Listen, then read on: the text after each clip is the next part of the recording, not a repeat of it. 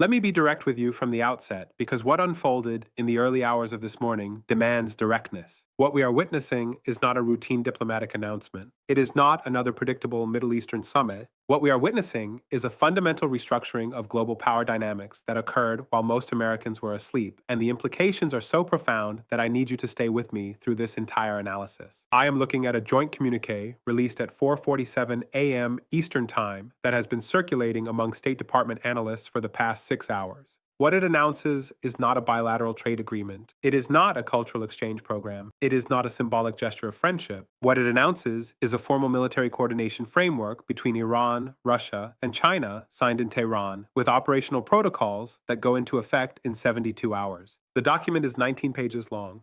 It includes specific language about intelligence sharing, joint naval exercises in the Indian Ocean, and coordinated responses to what it calls Western economic aggression. This is not speculation. This is documented fact. In the next 20 minutes, I am going to walk you through exactly why this alliance represents the most significant geopolitical shift since the collapse of the Soviet Union, why American policymakers are scrambling to respond, and why what happens in the next 30 days will determine whether the United States remains the dominant global superpower or becomes one player among several in a genuinely multipolar world.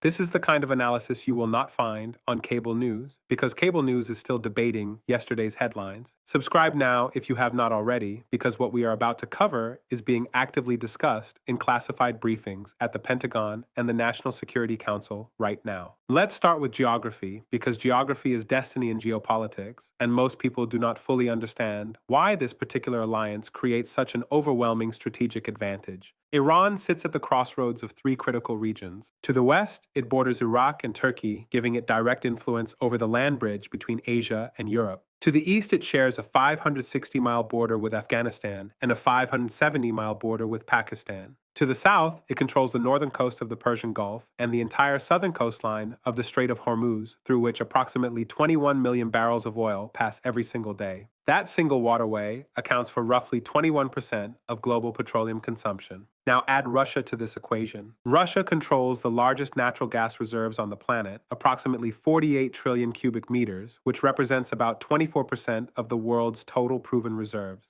It also controls critical pipeline infrastructure that supplies Europe with roughly 40% of its natural gas, though that percentage has decreased since 2022. Russia has military bases in Syria, giving it Mediterranean access, and maintains significant influence in the Caucasus and Central Asia. Now add China. China is the world's largest manufacturing economy, the largest trading partner for over 120 countries, and holds approximately $2 trillion in foreign exchange reserves. It has been systematically building alternative financial infrastructure through the Asian Infrastructure Investment Bank, the New Development Bank, and bilateral currency swap agreements that allow countries to trade without using US dollars. According to data from the Society for Worldwide Interbank Financial Telecommunication, Chinese yuan transactions now account for roughly 7% of global payments, up from less than 2% 5 years ago. What you have here is a combination of energy dominance, manufacturing capacity, and geographic control that, when coordinated, can bypass American economic pressure entirely. Subscribe if you are watching this and realizing you are not getting this level of analysis anywhere else. Now, let's talk about what these three countries actually signed this morning. Announcement number 1, the Intelligence Sharing Protocol. And this one matters more than anything else, because intelligence is the foundation of modern military and economic power. According to the text of the agreement, which was obtained and verified by Reuters, Al Jazeera, and the Russian news agency TASS, the three countries have established what they are calling a Joint Coordination Center for Strategic Intelligence. This center will be headquartered in Tehran, with satellite offices in Beijing and Moscow. Its explicit mandate is to share real-time intelligence on Western military deployments, economic sanctions enforcement, and what the document describes as destabilization operations. Think carefully about what this means. When the United States moves an aircraft carrier battle group, all three countries will know within minutes. When the Treasury Department prepares a new sanctions package, all three countries will have advance warning through their combined signals intelligence capabilities. When the CIA or MI6 runs an operation in Central Asia, the Middle East, or the South China Sea, the target government will have access to Russian satellite imagery, Chinese cyber intelligence, and Iranian human intelligence networks simultaneously. This is not theoretical. The agreement specifically mentions the establishment of encrypted communication links using Chinese quantum satellite technology, which American signals intelligence cannot currently intercept. It mentions the integration of Russian early warning radar systems with Iranian air defense networks. It mentions Chinese financial intelligence being shared to help Iran and Russia evade sanctions. Commander Michael Chen, a former U.S. naval intelligence officer who now teaches at the Naval War College, told the Financial Times in an interview published this afternoon that this type of intelligence fusion creates what he called a multi-layered early warning system that significantly complicates U.S. power projection. That is diplomatic language. What he means is that American military operations just became exponentially more difficult and dangerous. Received. That is announcement number 1. Announcement number 2, the joint naval exercises, and this is the part the Pentagon has already confirmed through public statements. According to Defense News and multiple regional security sources, the 3 countries will conduct coordinated naval exercises in the Indian Ocean, the Gulf of Oman, and the Western Pacific beginning in May 2026. These are not symbolic port visits. These are combat exercises involving submarines, surface vessels, and anti-ship missile systems. Russia is contributing ships from its Pacific Fleet. China is contributing vessels from its South Sea Fleet, including Type 055 destroyers, which are among the most advanced surface combatants in the world. Iran is contributing its Ghadar-class submarines, the same diesel-electric submarines that we have discussed before, which are specifically designed for shallow water operations in the Persian Gulf and the Strait of Hormuz. But here is what makes this particularly significant. The exercise schedule has been coordinated to occur simultaneously in 3 different maritime theaters. While Chinese and Russian vessels conduct exercises east of the Malacca Strait, Iranian vessels will conduct exercises in the Strait of Hormuz. The explicit goal, according to the joint statement, is to demonstrate the ability to complicate maritime choke points simultaneously. Now think about what this represents from an American strategic perspective. The United States Navy has dominated global maritime lanes for 75 years. That dominance depends on the ability to concentrate force where needed. If 3 hostile or non-aligned powers can simultaneously threaten the Strait of Hormuz, the Malacca Strait, and the South China Sea, the U.S. Navy cannot concentrate force. It must disperse, which means it cannot achieve the overwhelming superiority that has defined American naval doctrine since World War II. Admiral James Stavridis, former Supreme Allied Commander of NATO, wrote in a Bloomberg opinion piece published 6 hours ago that this coordination represents what he called a nightmare scenario for U.S. naval planners.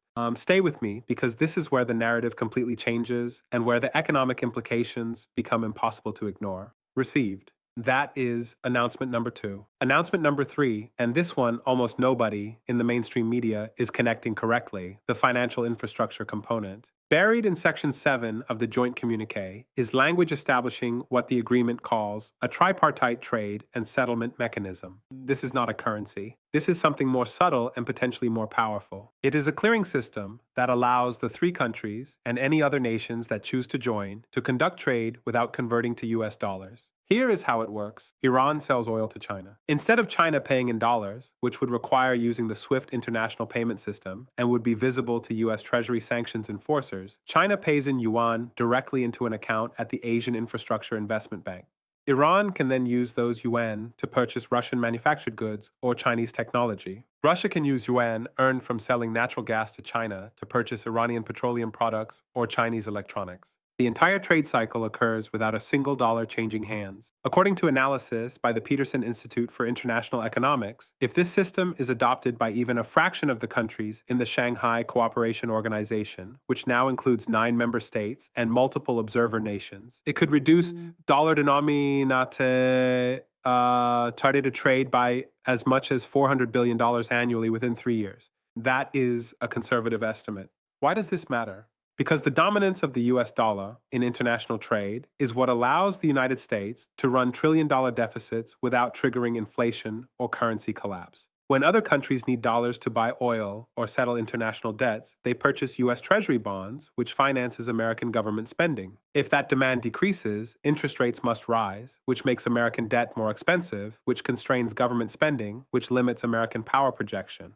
The Congressional Research Service published a report in March 2026 warning that any significant decline in dollar dominance would require what they called painful fiscal adjustments.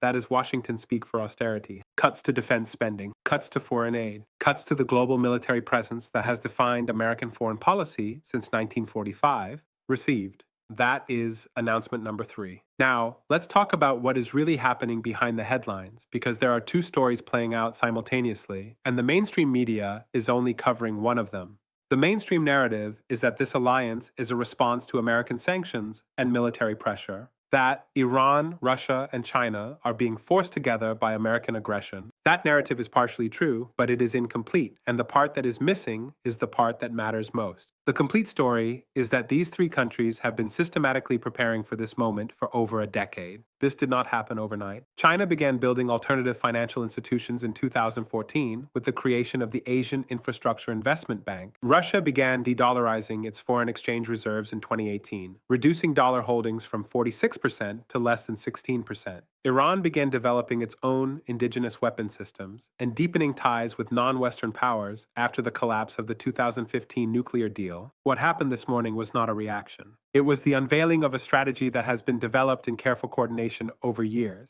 The timing is not coincidental. It comes at a moment when the United States is politically divided, when European allies are increasingly skeptical of American leadership, when developing countries are frustrated with Western-dominated financial institutions, and when American military resources are stretched across multiple theaters. Think carefully about what this represents. When three major powers coordinate a joint announcement at 4:47 a.m. Eastern Time, ensuring that it breaks during American morning news cycles, that is not diplomatic accident. That is information warfare. They wanted this to dominate the news. They wanted American policymakers to wake up to this reality. They wanted to demonstrate that they are not reacting to American initiatives, but advancing their own agenda on their own timeline. President Thompson responded by calling an emergency National Security Council meeting at 7:30 a.m. According to White House sources who spoke to Politico on background, the meeting lasted 3 hours. Secretary of State Williams issued a statement at 11:15 a.m. calling the alliance a concerning development and promising that the United States would consult with allies and partners. Secretary of Defense Rodriguez told reporters that the Pentagon is monitoring the situation closely.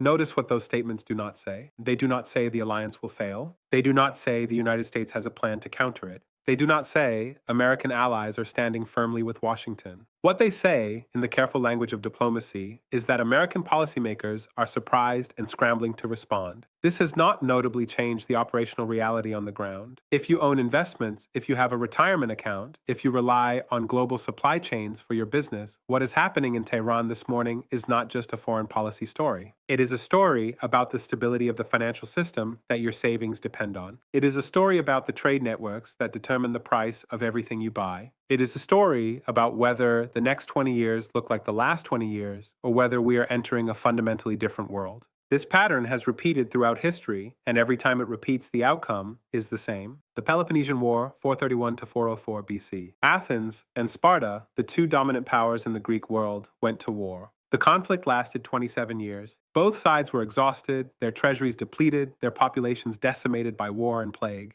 And who won?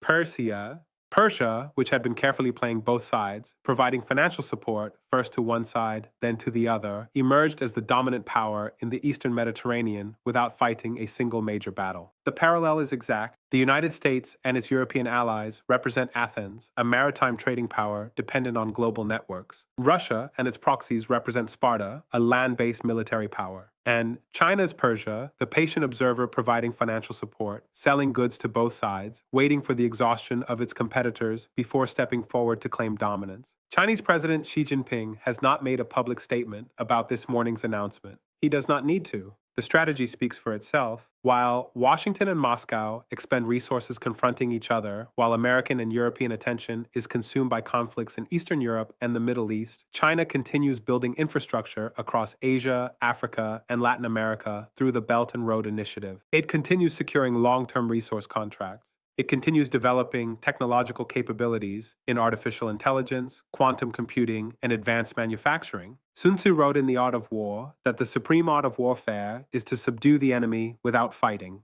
What we are witnessing is the modern application of that principle at a civilizational scale. So, where does this leave us? Let me give you 3 clear paths forward, because there is no honest middle ground here. Path 1, the diplomatic path. The United States recognizes that the unipolar moment is over and begins negotiating a genuine multipolar framework where American, Chinese, and Russian interests are balanced through diplomacy rather than confrontation. This would require painful concessions. It would require accepting that some regions are not within the American sphere of influence. It would require reducing military presence in areas where it provokes more instability than it prevents. The advantage of this path is that it prevents direct conflict. The disadvantage is that it requires American leaders to tell the public that the era of unchallenged dominance is over, which is politically very difficult. Path 2, the confrontation path. The United States doubles down on military and economic pressure, expands sanctions, increases military deployments, and tries to fracture the Iran-Russia-China alliance by peeling off one member through incentives or coercion. This is the path most consistent with American foreign policy over the last 30 years. The advantage is that it does not require admitting strategic failure. The disadvantage is that it risks escalation to direct military conflict, and it accelerates the very de-dollarization and alliance consolidation it is trying to prevent. Path 3, the most likely path, muddle through. No clear strategy. Reactive responses to crises as they emerge. Gradual erosion of American influence disguised by rhetoric about leadership and indispensability. Allies increasingly making independent arrangements. The slow hollowing out of institutions like NATO and the International Monetary Fund as they become less relevant to actual decision-making. This is not a strategy. It is the absence of strategy, but it is probably what we will see because it requires no difficult decisions in the present, only the accumulation of problems for the future. I think we are on path 3 right now, and I think this morning's announcement moves us closer to path 2 than American leaders realize. The reason is simple. When you have spent 75 years as the dominant global power, when your entire political class has been educated in a worldview where American primacy is assumed, it is almost impossible to choose path 1. It feels like surrender. And when path 1 is rejected and path 3 proves inadequate to the challenge, path 2 becomes inevitable, even if it is catastrophic. Here are the questions I want you to take away. First, how long can the dollar remain the global reserve currency if major economies are building systems to avoid using it? Second, can American military power project globally if potential adversaries can coordinate to threaten multiple choke points simultaneously? Third, what happens to American living standards if the ability to run large deficits disappears? These are not abstract questions. These are questions about the world your children will inherit. Tell me in the comments what you think the administration should do next. Tell me if you think this alliance will hold together or fracture under its own contradictions. Tell me what angle you think is being most underreported in this story. We will keep tracking every development in Tehran, Moscow, and Beijing because this is not a one-day story. This is the beginning of a transformation that will define the next decade. Subscribe now. Share this analysis with everyone in your network who is trying to understand what is actually happening behind the headlines. Turn on notifications so you do not miss the next update as this situation develops. That is what we do here every single day. We look beyond the press releases and the official statements to understand the actual forces reshaping global power. And we will see you in the next analysis.